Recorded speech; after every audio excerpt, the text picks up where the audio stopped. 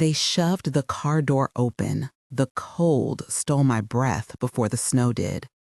I was wrapped in a hospital blanket, 3 days postpartum. Newborn Luna clenched against my chest. Behind me, Helena's laugh cut the air sharp as glass. Someone snapped a photo. Someone else laughed. The world narrowed to white and wind and a pair of hands forcing me out of the car. They left me there, my hair wet with sweat from labor, my blood still sticky on the sheets, and the snow began to melt it away. I remember thinking very clearly that this would be the end of my story. What they didn't know was what waited in the will of a man who believed in quiet truths more than loud loyalty. What they didn't know was that the paper that would decide my fate had my name, and that name came with names on other pages, accounts, trusts, clauses, written in a hand I had never met the owner of. The number on those pages was obscene to them, $2.3 billion. They thought they were burying me. Instead, they handed me the ignition. If this story grips you, stay with me, subscribe, and watch how a life almost ended became the engine of a whole new one. The betrayal started earlier, sterile and fluorescent. I was in a recovery room, newborn at my breast, when Brandon's post lit up my phone. It was a story on his account, a smiling photo of another woman, a caption edged with jokes about new beginnings. It was the obvious kind of betrayal meant to be public, designed to humiliate me. But humiliation alone would have been bearable. The worst was the way the Kingston family moved as a unit, the way predators move in packs. They arrived at the hospital like vultures in silk. Natasha wore a face like sympathy, but lungs full of accusation. Helena's voice was syrup-coated and severe. "We need to talk about the baby," she said. The nurse who had just handed me my first coffee looked over her shoulder and then away, as if the room had suddenly become dangerous. They produced papers, a piece of paper with a smudged header, a photocopy of a hospital wristband, a printed email with a DNA lab logo. Their case was theatrical. Threats about Child Protective Services, rumors of incompetence, an insistence that my signature would be easier for everyone. I remember the weight of that clipboard like cold lead on my thigh. They cornered me with performance. Helena said things that sounded like concern but felt like a sentence.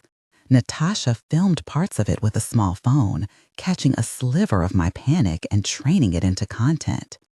Threats were whispered into the right ears. If she doesn't sign, we'll call CPS. We'll say she's unstable. We'll make it impossible for her to keep Luna. Brandon stood there, a puppet with a steadying smile. He did not step in. He recorded his own clip, smirk small and sinister. Someone leaned in and placed the pen in my hand. The papers were worded to look like a temporary custody arrangement, a document I could sign to clarify matters. They named a guardian, listed conditions, and in tiny print included clauses that handed over financial control of anything I might ever own to interested parties, an absurd legalistic twist that only someone steeped in corporate maneuvering would draft. I signed because at that moment there was a choice I saw only as binary. Fight and risk losing my baby to a system that would be shaped by their testimony, or sign and take my chances. I chose Luna over pride because that was the only kind of bravery left to me. The pen felt slick. The cameras were focused. They took photos of the signed page. Someone laughed as they slid the papers back into a leather folder and locked eyes with Helena like they'd just finished a performance. Then they dragged me down the marble steps of the Kingston house. The foyer was cold as a bank vault. Chandeliers threw diamonds of light onto marble tiles. I remember the way the baby burrowed into my chest at the sound of voices. I remember the smell of citrus cleaner and something else, chlorinated, clinical. At the entry, Brandon's hand, the one that had signed his name for forever and then never returned, let go of mine. I stumbled. A heel dug into the hem of my nightgown. Natasha's phone flashed again. Someone pushed. And then the moment that would become a short, looping clip on their accounts. They opened the heavy front door and forced me into the drifts. The cold hit me like iron. Snow filled the hemline of my gown, turned warm with blood and sweat into slush. Luna coughed against me, tiny and perfect and frightened. The video they captured was merciless. My face, the way my lips formed a question that they answered with cruelty. I wanted to die in that moment if death meant ending the humiliation. I wanted to go quiet so that the world would stop looking at me and start looking elsewhere. I watched the breath fog in front of me and thought of my father's hands, of my mother's lullabies, of the small scraped dumbbell I'd used to do sit-ups when pregnancy left me restless. I thought of how many times I had given up my voice to keep the peace, and how peace had not kept me. It had made me small and easy to discard. I do not remember how long I lay there before someone drove past and saw us. A neighbor's headlights reflected off the snow, and beneath them was a blur. A woman in a hospital blanket nursing a newborn at the front steps of a mansion. The neighbor's call led to a flurry of sirens, and a man who introduced himself not as a pap, but as Mr. Harrison, the family attorney of my grandfather, William Chen. He had that kind of face lawyers get, polite, tired, a cut above sympathy. He explained later that he'd been watching for a sign. William had been particular about the quiet threads he tied around his life, and he kept an eye in places most men his age didn't know how to look. I woke in a hospital bed again, this time with a different kind of care. The nurses spoke like harbor lights. Luna was beside me, swaddled and steaming like a bun fresh from an oven. Mr. Harrison sat across the room with a manila envelope that seemed to weigh as much as a judgment. When he slid the documents across the tray, he didn't look at me directly. He told me there had been a will. He told me that a clause executed years before had been held in escrow and activated under certain conditions. He told me that William Chen had not been a man of noise and that his trusts were not simple. There were trusts within trusts, LLCs and holding companies, a list of fiduciary instructions, and a stubborn line that named me. Your name appears as the primary beneficiary, he said. There are provisions for guardianship, for the trusteeship of the family holdings, and a contingency if the named trustee becomes incapacitated. By the terms of the trust, you are designated. It sounded impossible. It sounded like a currency note with the number 2 billion written on it by a hand I could not see. He explained, patient and professional, how the mechanism worked. Trustees overlooking holdings, clauses allowing for transfer in the event of a sudden dissolution of the primary line, contingency plans for heirs who were estranged or unknown. William had been a man who trusted the written word more than people, and he had set a path that could be followed by those who had eyes to see it.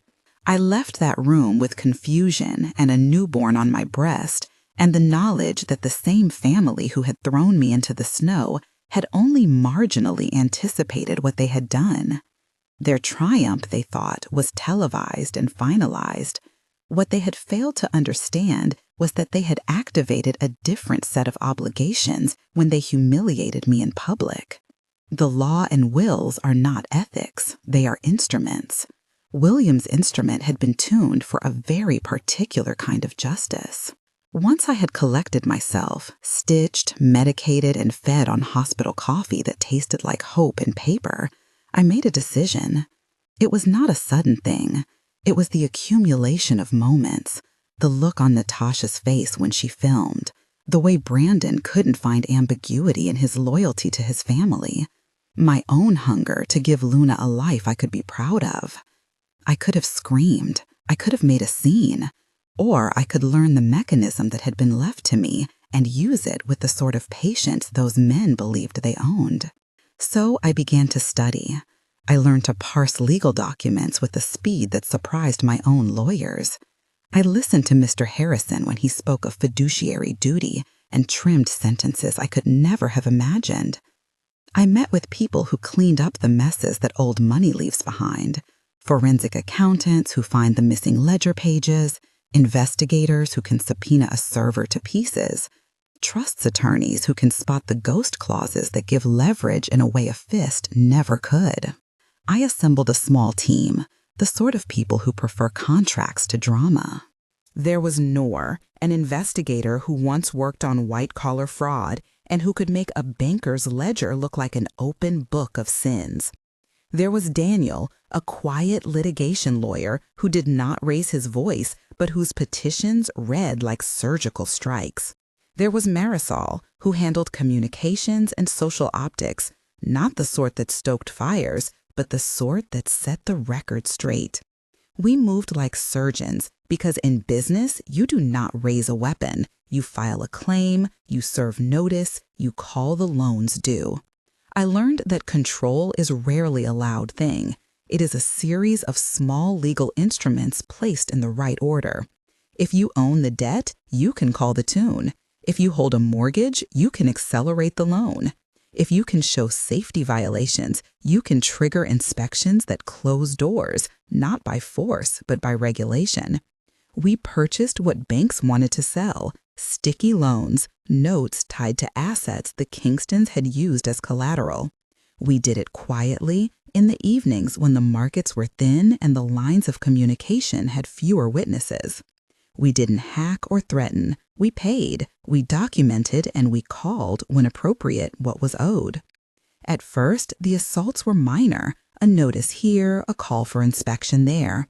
A boutique in the Kingston stable failed a safety audit because of improperly documented permits. Documents showed that a supplier had been paid by wire to a shell company that belonged to someone with Cassandra's aliases. An investigator found emails tied to a courier service that matched invoices from a man who had once called himself Candy Thompson. We let regulatory bodies do what regulators do. They do not need drama, they need evidence. Evidence is an efficient and remorseless machine. There were moments I loved, like small betrayals of my old self. I remember sitting in a concrete conference room, watching footage recovered from the Kingston Mansion security system.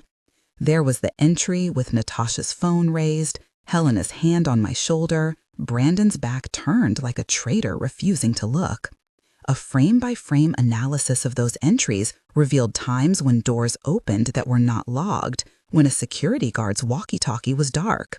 Noor found bank transfers that paid for consultations that had no record. A chain of documentation led to Cassandra, or the woman who had presented as Cassandra in their circles, and to shells and false identities. Cassandra's arrest was not a dramatic showdown in the parking lot. It was a quiet handoff between investigators and prosecutors after we had collected enough to make the charge stick. The first public news came in a short headline that didn't match the volume of vindication I felt. But vindication arrived anyway. The piece about a fraud ring connected to a pattern of identity theft. The clip about a boutique chain shorthanded on paperwork. The piecemeal disclosures that began to make the Kingston family's reputation look less like a dynasty and more like a house of cards. There were legal rounds, of course. The Kingstons' lawyers were loud and predictable, motion after motion to stay, to postpone, to deflect. They tried slander suits against the investigators, claiming malicious intent. We countered with documents. They tried to call in favors. We produced subpoenas. We followed the money and the paper and the official channels. There was a beauty in the ordinariness of it. Forms filed, evidence logged, judges who had no patience for theatricality. The more we exposed, the more their edges frayed. Natasha's social feed, once glossy with travel and branded content, began to stutter with comments, then with charges. The public turned from voyeuristic delight to the kind of attention that haunts reputations. No one was burning them in public squares. The world of modern accountability is quieter. It is court filings and magazine columns and analysts who mark a brand as risky. Stock tickers slide. Vendors pause their shipments. Lenders who once smiled at Helena at galas now close their lines. I had not become a different person in the heart of this. I still woke some nights to the sound of my own breath, afraid I had failed Luna by introducing her to a life where her mother was a public object. But I had learned a new vocabulary for power. Power need not be spectacle. Power is leverage, and leverage is often placed where you least expect it, in the contracts, in the debt, in the trusteeship. We set a trap that was nearly clinical in its patience. We had no interest in cheap revenge. Revenge is loud and hollow. It feeds the wound without healing it. Instead, we built the conditions for accountability. We forced audits. We petitioned for safety enforcement at the boutiques. We filed for an injunction against a luxury retailer's purchases when we found that suppliers had been paid by accounts tied to Kingston Shells. Vendors began to withhold deliveries when compliance documents didn't check out. A steady drip of legal headaches compounded until corporate lenders issued a call to the board, explain the exposure, or assume the succession of liability. The day I walked into the Kingston headquarters for the board meeting, Regina, their CEO, looked like a woman who had planned funerals for reputations. She was composed in a way that suggests practice. Their security expected me because we had given notice. Their chairs were the sort that make you briefly regret acting on principle. I had prepared a packet the thickness of a Bible: documentation, chain of custody reports for recovered footage, bank statements, subpoenaed invoices, the list of loans we had acquired. Daniel had pre-filed motions and lined up possible receivership claims. Noor had organized the recovery of footage from the night of my humiliation, a split second of Helena's expression catching the camera as she ordered me out, Brandon's profile as he turned away. I sat in the head seat. The room was still. Reporters' embargoes had been negotiated and placed in the pockets of a very careful list. Cameras flashed outside the glass as if the weight of the public were a physical thing. I clicked play. The footage played. It was not cinematic in the romantic sense. It was raw and clinical. There was the front door, the push, the fall into the snow, Natasha's phone raised like a witness that would later be a weapon. I let it play until the last pixel dimmed. Then I spoke. I didn't come here to tear someone down because I can, I said. My voice was steady, the kind of voice that lawyers cultivate and mothers polish through repetition. I came here to offer you remedies that the law affords us and to warn you of the consequences if you fail to take them. You can choose to cooperate with a structured transition that protects employees and tenants and allows for legal restitution. Or we can continue to litigate until the businesses that hold thousands of livelihoods are shuttered. For a moment, a man across the table, a board member with a face like a ledger, laughed in the way old men laugh when they believe civility will save them. That laugh was the sound of denial. He told me I was mistaken, that the footage was taken out of context. Another said they had already launched internal audits. I leaned forward and laid down the documents like map pieces. They were not mistakes, I said. Investigators found vendor payments to shell companies. Subpoenas recovered contracts with forged signatures. Safety inspections were passed only after papers were signed for work that never occurred. You can pay the fines and file appeals, but if you do not address criminal negligence related to children's safety, and you do not replace the directors that allowed this culture, we will call the loans due.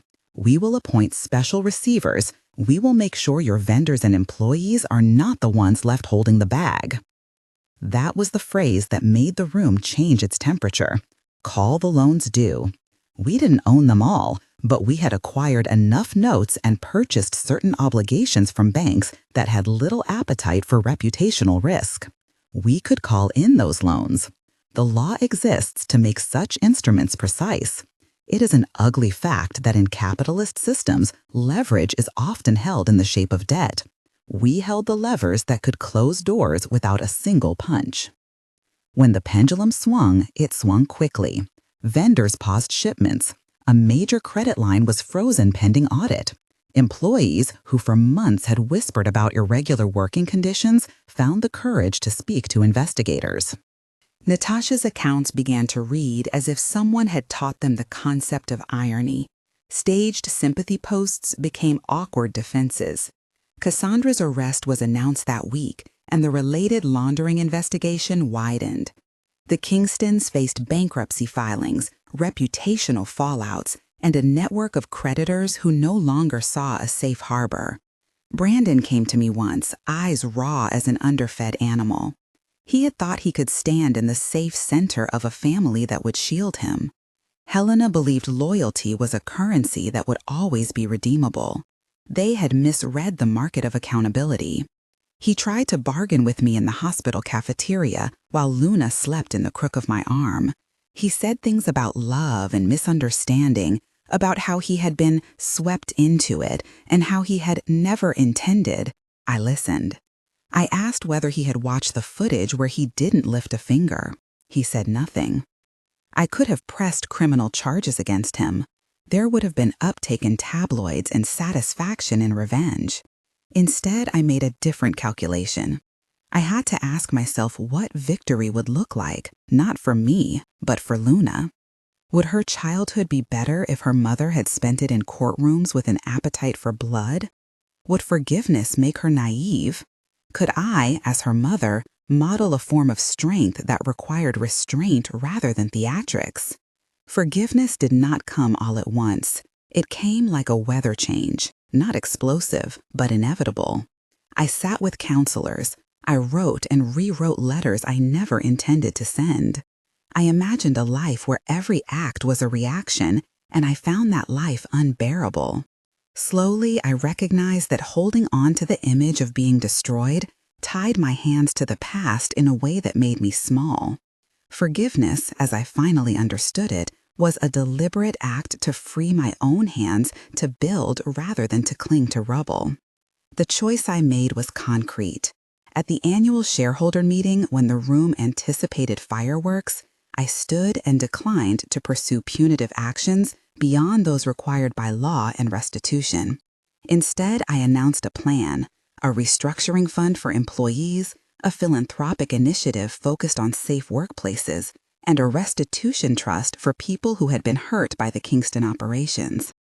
I signed the papers that initiated receivership for mismanaged assets and offered a path for landlords and vendors to recoup losses through mediated settlements. I requested full cooperation with investigators. I did not ask for sympathy. I asked for accountability. Then I walked to the Kingston table and placed a small box on the boardroom table.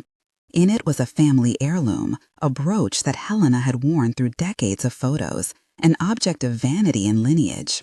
I could have used it as a symbol of domination. Instead, I pushed the box away. I told them they could keep it. I would not take pleasure in the theatricality of returning a trinket. That was not my point. My point was this. I would not be the one to stage the end of their story. The law would follow its course, people would face consequences, but I would not be their hangman. When Natasha's face appeared on a news segment, she asked on camera why I hadn't humiliated them more. Why didn't you tear them apart, she asked. The answer was simple. I had won. Their pride had crumpled. Their power had depleted into legal filings. The most exquisite moment of all was not the sight of them on their knees, but the fact that Luna was safe and that the money I now controlled could do more than punish. It could heal. Forgiveness, in my case, was not an abdication of justice. It was a strategic releasing of an energy that had been consuming me. I forgave the man who had broken my heart, because to keep that hatred would have chained me to the very pattern I wanted to break. I forgave him not so he could sleep easier, but so that Luna could have a mother who did not wake at 2 in the morning rehearsing the worst lines of a life she refused to accept. The public saw the legal outcomes. They read about the boutique closures and the bankruptcy filings. They watched Cassandra led away in handcuffs. They saw the Kingston assets move into receivership and then into management teams that prioritize compliance, safety, and the welfare of workers. They saw that I allocated a percentage of the trust to establish health and safety programs in at-risk retail environments. I set aside funds for legal clinics that help employees who cannot afford counsel, for shelters, and for parenting support. I funded investigative journalism scholarships and created a watchdog fund that supports whistleblowers who expose systemic negligence. There was pushback, of course. Some said I was weak. Others said I was playing a PR game. The truth didn't sit neatly with either accusation. It was messy. It required me to hold two things at once: a desire for accountability and a refusal to be consumed by the mechanics of revenge. The trust I controlled required fiduciary management and prudence. The billions in holdings were not an end, but a tool. I built teams of executives who had skill without the old family loyalties. I recruited compliance officers, ethical officers, people who could build structures that outlived scandal. I also used the resources to protect what mattered to me most, Luna. I arranged for schools that taught generosity and courage, not entitlement. I funded programs for mothers, like the woman who checked on me that night, the neighbor who had called for help because she saw something she could not ignore. I created scholarships in my grandfather's name for children in underfunded communities and funded a maternal health initiative that addressed the very gaps that left me vulnerable in that first postpartum week. There were nights when I sat on the balcony of a building we acquired, smelling the city like a promise. The lights made patterns that looked like stocks and ledgers if you were inclined to see them that way. Luna would wake and I would feed her, and in those moments, I would feel a softness that had been carved into me by the process. I was still the woman who had been humiliated. The memory of cold, the smell of antiseptic, the flash of smartphone screens, those things do not vanish, but they were now coordinates on a map rather than a practice of being. Forgiveness has a shape in the world. For me, it was tangible, a decision to forego a revenge escalation that would have delighted gossip columns, a refusal to add my hand to the kind of spectacle that breeds more monsters, a choice to channel the story into systems that could protect others. I wrote a short note and had Mr. Harrison deliver it, not as a plea, but as a statement. I told Brandon in that note that I forgave him because I would not let my daughter's future be an inheritance of bitterness. I told him that he would face the consequences that the courts and his own choices would demand, but that I would not be the instrument of his ruin beyond what law required. There is a scene I replay rarely. The moment Helena, years later, stood at a small fundraiser we'd opened to support retail safety, her face strange and small. She had lost everything that made her feel safe: the credit, the gilded invitations, the assumed immunity that comes with centuries of privilege. She came anyway, because a public reckoning often begins with curiosity. She stood in the back, watching as children who had been supported by my funds played in a safe courtyard we had created on the lot that had once been a Kingston boutique. The sight of her there did not bring triumph. It brought relief, for me, not for her. I saw that the monument to spite would have been short-lived. The monument to rebuilding could last. I do not say that forgiveness healed the bruises overnight. I do not suggest that financial power negates pain. What it did was grant me choice. It allowed me to move from a posture of reactivity to one of creation. I inherited billions. The number on a page could easily have become an engine for spectacle, for the same cruelty that had been doused on me. Instead, I became a steward. Stewardship is boring to extroverted pain.